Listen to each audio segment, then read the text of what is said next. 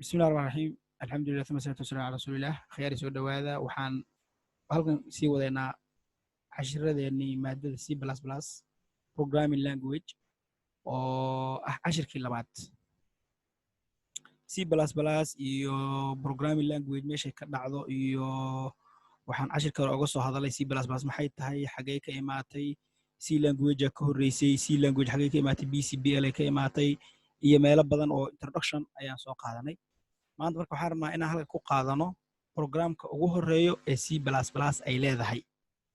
inaan ku qaadano ayaan halka rabnaa insha Allah taala C++ waa programming languages kamid ugu muhiimsan ay kamid tahay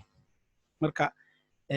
waxaan insha Allah taala marka aan qaadan doonaa basicskeeda ayaa maanta qaadan doonaa waxaan qaadan doonaa insha Allah taala waxa su'aasha horeysa waxay tahay programming language ka C++ waxay ka kooban tahay any code oo la qoro any code oo programming language oo C++ la qoro afar qaybood ma dhaafo afar baarti kama baxo afarta baarti maxay kala yihiin baarti 1ka ugu horeeyo waxa la dhahaa waan qori doonaa insha Allah taala waxa loo yaqaanaa preprocessor waa baartiga ugu horeeyo ee programming language-ka C++ waxaa jirto qaar loo yaqaano oo ayadana jirto main function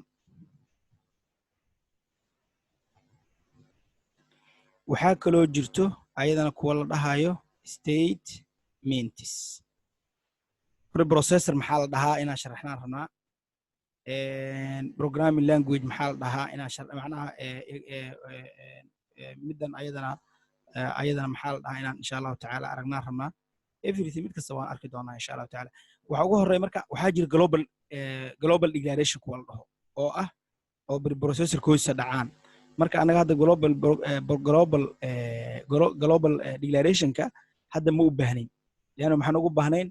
meeshan hadda anaga aan intana isticmaalayna ilaa laga gaaro chapterka shanaad lixaad laga gaarayo aad shaqo uma leh laakiin saddexda baarti ugu muhiimsan waa saddexdan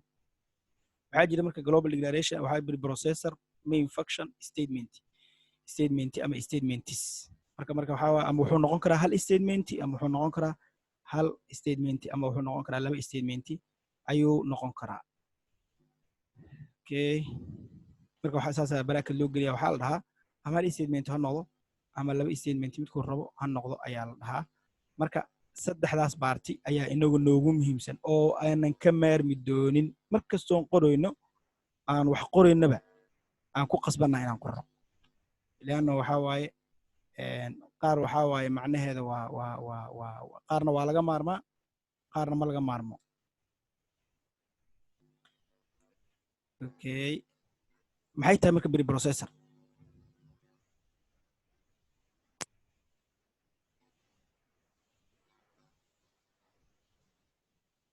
maxay tahay marka preprocessor maxaa la dhahaa preprocessor waxaa la dhahaa waa wax walba oo ka bilowdo haddaan kuu soo koobo calaamadda hash calaamadda horta waxaa loo yaqaanaa hash calaamadaas waxaa la dhahaa hash wax walba oo calaamadda ka bilowdo waxaa loo yaqaanaa preprocessor waaye shaqadiisu maxay tahay shaqadiisu waxa waaye in uu diyaariyo ama uu isku xiro ama uu nidaamiyo processorka hadda saa u jeeda meeshaan laba kelmadood la isu geeyo waa biri oo hordhace iyo processor oo ah maxaan ku dhahayay oo ah processorka aad taqaanay wiilka ku jiray marka processorka intuusan shaqada qaban wuxuu u baahan yahay in laga sii hormariyo la diyaar gareyn in ka horeyso marka intuusan processorka shaqada qabanin wax loo sii diyaarinaa maxaa loo sii diyaarinayaa waxaa loo sii diyaarinayaa header files waa la dhahaa waxaa kaloo loo yaqaanaa header files ayaa la dhahaa iyadana oo header fileska maxay ahaayeen header filesna waa la dhahaa oo header files maxaa laga wadaa header files waxaa laga wadaa ayaga macnaha waxa waaye waa programkan intuusan bilaabanin waxa uu hadhow u baahan doono inta la sii dhigaa waxa uu u baahan doono ayaa inta la sii dhigayaa waxaa kaleeto marka la dhahaa yidhi header filesna waa la dhahaa marka ama header file dheh ama preprocessor dheh waxaa waa shaqadooda in main programka gudahan ku jiro statementskan la fulin doono waxyaalaha ay u baahan doonto in oo maxaan ku dhahayay meeshan oo la sii dhigo marka hadhow markii statementii la fulinayo waxaa la leeyahay ma wadataa header fileka ma kula socdaa header fileka ma kula socdaa hadduu la socon ma isfahmi karaan anoo arday u sharaxaya waxay ugu dhaheen arday macallin waxay u weydiiyeen macallin header file maxaa laga wadaa markaasa waxaan ku iri war adiga aad maanta aad inta badan haddaad maanta alxafiis tegayso ama shaqo aad raadinayso waa shahaada la imaato haddaad jaamacad xariisanayso waa shahaada dugsiga la imaato header file waaye yani preprocessor hore soo diyaarisay fiiri waxaan iri marka jikada la galaya shaqo la qabanayo processor la qabanaya adeegaa ka horeeyo maxaan ku wax kastaba waxbaa ka horeeyo wax kastaba waxbaa ka horeeyo tusaalaha ugu fiican marka waa saas marka statementigan la fulinayo ka hor waa in wixii loo baahnaa lasii diyaariyo wax walbaba wuxuu leeyahay hordhac uu leeyahay header file maxaan ku dhahayay saas darteed meelaha qaarkood oo kale markaa tagtay waxaa lagu leeyahay yaa damiinkaaga waa header filekaaga gabaraa doonatay waa inuu odayga kula socdo asagaa header ku macnaheeda waxaa waa madaxa programkan uu wato ee hadhow haddii loo baahdo ku xiri lahaa C++ driverska ku xiri lahaa waay preprocessor marka shaqadiisa waa saas ah inuu isku xiro main functionka statementska iyo maxaan ku dhahay processorka la fulinayo inuu isku xiro waxay u baahan tahay waay macnaha main functionka marka waxaa waaye main function waa functionka ugu weyn madaxa meesha ah waa meesha ay shaqada ka bilaabanayso ogow haddii header file la waayo shaqadu way soconi haddii statementi la waayo shaqadu way soconi laakiin haddii main function la waayo shaqadu ma soconayso main function shaqadeeda maxaa waaye main functionka waa shayga ama waa meesha programka uu furitaankiisu ka bilaabanayo markii asaga la arko waa la fahmi karaa shaqadiisu maxay tahay shaqadiisu waxay tahay inuu la hadlo ama uu xiriir la sameeyo operating systemka waxaa jira waxa la dhahayo control waxa la dhaha jira controlka oo processorka waxaa gacanta ku hayo operating systemka asagaa maamulayo asagaa shaqooyinka kala qaybinayo asagaa qolba shaqadii u baahan siinayo waa operating systemka shaqada wuxuu hayaa oo controlka wuxuu hayaa processorka programkan fulinayna markuu processorka u baahdo marka yuu la xiriiraa main functionka baxayso waxay communication la samaynaysaa maxaan ku dhahayay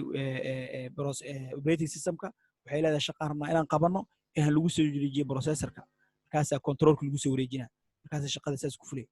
laakiin si guud horta shaqadeeda guud waa saas iyada marka maxay meesha u taagan tahay waa programka meesha ugu weyn ee shaqada ka bilaaban lahayd ayadaa haddii la waayo programkeena dhan eber waaye ayadaa haddii laga helna wax kale waa laga maalmi karaa waxaa laga metelay qofka madaxa qofka hadduu lug leeyahay wuu socon karaa macnaha wuu noolaan karaa hadduu gacan leeyahay wuu noolaan karaa hadduu il leeyahay wuu noolaan karaa hadduu af leeyahay wuu noolaan meel kasta hadduu leeyahay wuu noolaan karaa wadnaha marka laga soo tagay madaxa ayagana mainka iskaba dhiba madaxa haddii qofka laga jaro never ma dhaci karto inuu noolaan marka mainka waxaa laga metelay programka meesha ugu weyneyd waaye meeshuu ka kacayo waaye marka main functionka shaqadeeda ay tahay inay operating systemka la xiriirto inay controlka soo qaado inay programka isku xirto waa shaqadeeda waxay noo keentaa statementsku waxay noqon karaan waa wax walbo horta inta badan ku dhammaado ayada waxaa lagu yaqaanaa calaamadaha waxay ku dhammaataa semicolon wax walbo semicolon ku dhammaado waa statement wax badan ay hoosgeli kara marka way badan tahay wax walboona main ahayn preprocessor ahayn statement aan dhahayna wax kastoo ka soo haray waa iska statement inkastoo waxyaala qaar ay soo hoosgeli karaan oo declaration function iyo mararka qaar loo baahan karo laakiin taas dhima lahan laakiin statement uma dhahaynaa statementsku waa kuwa ka soo haray marka aan kana kuugu daro halkan waxaan ku yidhi waa global declaration afartaa qaybood waa kow preprocessor waaye labo global declaration waaye saddex main function waaye afar statements waaye afartaas qaybood ayuu yeelanayaa maxaan ku dhahayay ani program oo aan qorno intaasuu yeelanaa okay intaa ma ka dhex bixi karo waxaan rabaa marka inaan hal u aragno ayaan rabnaa insha allahu tacaala marka waxaa waaye haddii lagu weydiiyo programka C++ ee la qori doono muxuu ka koobnaan doonaa afartan qaybood afar baarti uu ka kooban yahay afarta baarti maxay kala yihiin waa preprocessor ama header file ama wax walbo ka bilowdo calaamadda hash waa global declaration maxaa waaye waa wax aan maxaan ku dhahaye la rabo inuu programka dhan ka wada tirsanaado global declaration al dhahaa maxaa waaye meeshan waxaa waaye programka waxay dhacdaa koray dhece kor aa la dhigaa preprocessor hoostiisa la dhigaa main korkiisa la dhigaa waxaa waaye programka markaan fulinayno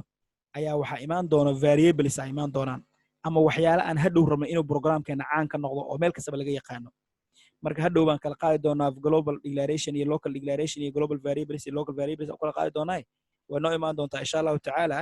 oo jabtarka functionskan ku baran doonaa laakiin hadda waxaa sii qabsataa global declaration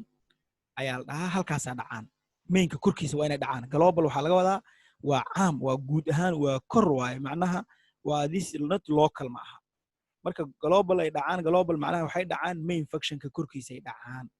marka wax kastoo main functionka dhaco global noqonaa statementiska waa waxaan gudahan dhacay ama meeshan hoose dhacay ama waxa mainka dhexdiisa dhaco ama any function dhexdeeda dhaco ayaa waxaa loo yaqaanaa maxaan ku dhahayay statements loo yaqaanaa marka qaybta hore intaanan gelin maxaan ku dhahayay qaybta oo sectionkeena labaad uu noo bilaaban doonaa oo ka hadlaayo koorka u horeeyan qori doono fast program aan bixin doono laakiin halkaan hadda